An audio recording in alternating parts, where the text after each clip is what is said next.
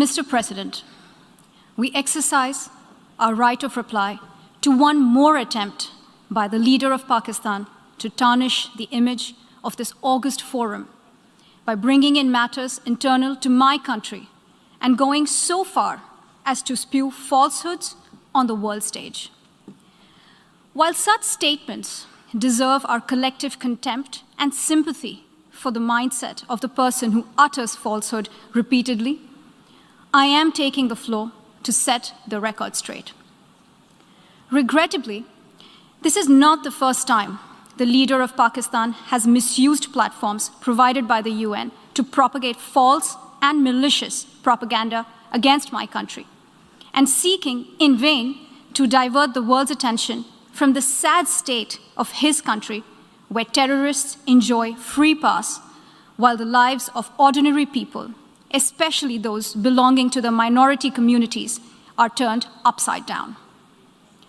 Mr. President, member states are aware that Pakistan has an established history and policy of harboring, aiding, and actively supporting terrorists. This is a country which has been globally recognized as one openly supporting, training, financing, and arming terrorists as a matter of state policy. It holds the ignoble record of hosting the largest number of terrorists proscribed by the UN Security Council. Mr. President, we marked the solemn occasion of the 20th anniversary of the 9/11 terror attacks just a few days back. The world has not forgotten that the mastermind behind that dastardly event, Osama bin Laden, got shelter in Pakistan. Pakistan leadership continues to glorify him as a martyr. Regrettably, even today, we heard the leader of Pakistan trying to justify acts of terror. Such defense of terrorism is unacceptable in the modern world. We keep hearing that Pakistan is a victim of terrorism. This is the country which is an arsonist disguising itself as a firefighter. Pakistan nurtures terrorists in their backyard in the hope that they will only harm their neighbors. Our region, in fact, the entire world, has suffered because of their policies. On the other hand, they are trying to cover up sectarian violence in their country as acts of terror. Mr. President, this is also the country that still holds the despicable record in our region of having executed a religious and cultural genocide against the people of what is now Bangladesh. As we mark the 50th anniversary this year of that horrid event in history, there is not even an acknowledgement, much less accountability. Today, the minorities of Pakistan, the Sikhs, the Hindus, the Christians, live in constant fear and state-sponsored suppression of their rights.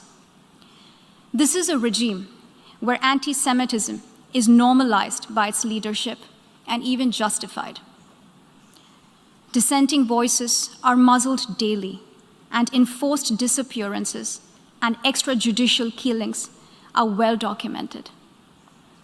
Mr. President, unlike Pakistan, India is a pluralistic democracy with a substantial population of minorities who have gone on to hold highest offices in the country, including as President, Prime Minister, Chief Justices, and Chiefs of Army Staff. India is also a country with a free media and an independent judiciary that keeps a watch and protects our Constitution. Pluralism is a concept which is very difficult to understand for Pakistan, which constitutionally prohibits its minorities from aspiring for high offices of the state. The least they could do is introspect before exposing themselves to ridicule on the world stage.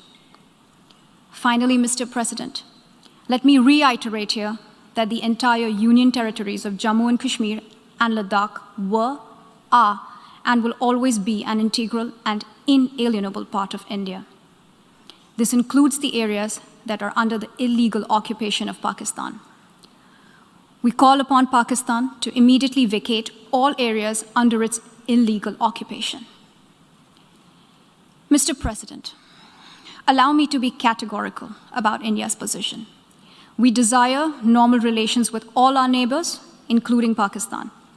However, it is for Pakistan to work sincerely towards creating a conducive atmosphere, including by taking credible, verifiable, and irreversible actions to not allow any territory under its control to be used for cross-border terrorism against India in any manner. I thank you, Mr. President.